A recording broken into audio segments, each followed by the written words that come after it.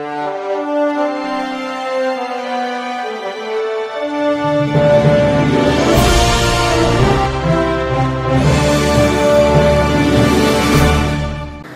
मी Shweta Pawar, city TV राज्य बातमीपत्रात आपलं स्वागत आहे। एसपी प्रतिष्ठानच्या वतीने सर्वधर्मीय सामुदायिक विवाह सोहळा संपन्न।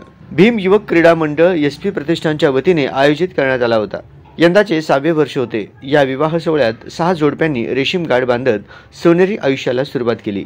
सामुदायिक विवाह सोहळ्याचे साक्षीदार विविध मान्यवरांनी हजेरी लावली।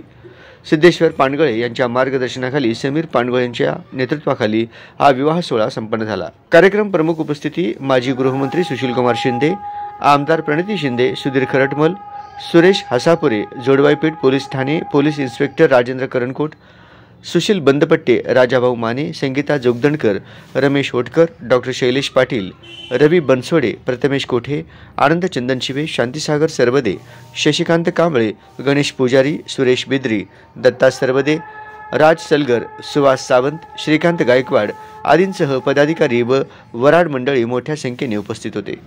गरीब आहेत यांना सुद्धा त्यांनी एक मदतीचा हात दिलेला आहे आणि समीर भैया नेहमीच गोरगरिबांसाठी काम करतात आणि हे खूप मोठं पुण्याचं काम आहे। म्हणजे लग्न लावून देणं आणि समाजासाठी पण संदेशाचं आहे। ते समीर भैया कोणत्याही प्रॉब्लेमला काम करतात।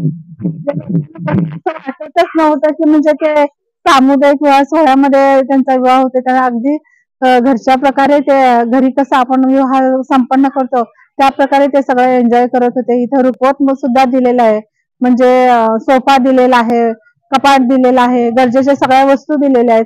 म्हणजे प्रत्येक नवऱ्या मुलीला ते सगळ्या संसारपैकी वस्तू इथे एसपी प्रतिष्ठानकडून दिलेल्या आहेत आणि एसपी प्रतिष्ठानच्या मी असंच त्यांना खूप खूप धन्यवाद देते की त्यांची ही प्रगती अशीच होत राहो।